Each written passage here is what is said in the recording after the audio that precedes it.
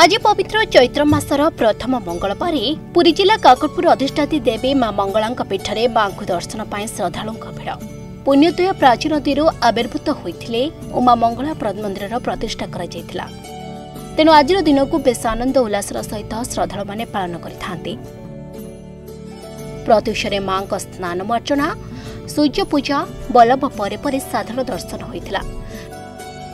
मध्याह्न मां का आज्ञामाल नेलापर मां सेवक माने चुआ हलदी और विशुद्ध जल नीलचक्र को स्नान कलापर पुराणा नेत्र को परिवर्तन कर नूतन श्वेत नेत्र बांधि मां एही नेत्र उत्सव में मां शरणापीठर आसीथिबा पाटुआ माने प्राचीन नदी पानी तोली मां सम्मुख में घंट पाटुआ नृत्य कर मास तमा मां महिमा प्रचार कर विभिन्न गाँ गंडा उद्देश्य यात्रा आरंभ करथिले।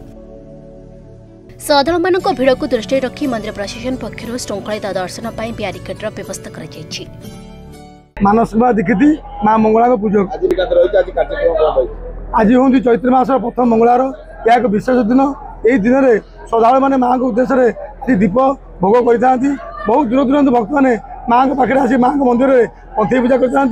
आज दिन एक स्वतंत्र कहीं कराए आमर पूर्वज हट दिखी बट दिखी मां को पाइबापी यही दिन आज पूजा अर्चना करते मां को कृपा लाभ करते। या व्यतीत मां यही दिन में मां नूतन मंदिर निर्माण होता। यही मंदिर में मां ध्वजा बंधा होता।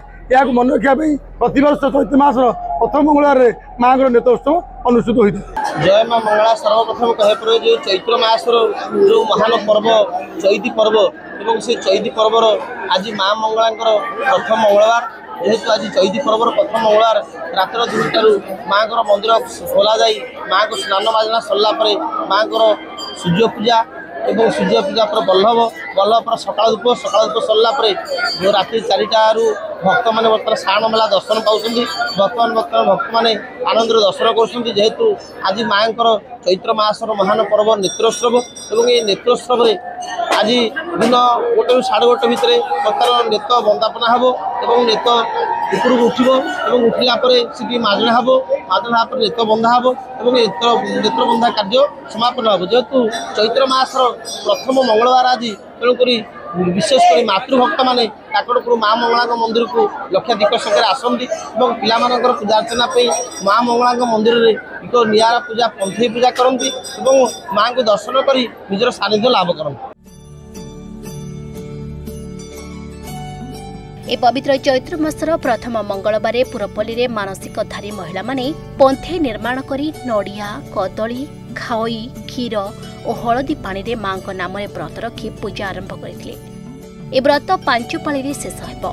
मां प्रथम पाली आखपाख अंचल हजार हजार गोपाल माने निकटस्थ देउली मठर एक शोभायात्रा जाई पारंपरिक लौड़ी खेल ओगाल गाई मां मंदिर परिक्रमा करथिले। बहु संख्यारे मां भक्त माने मां दर्शन पाई दिन तमाम मंदिर रे भीड़ लगाइथिले।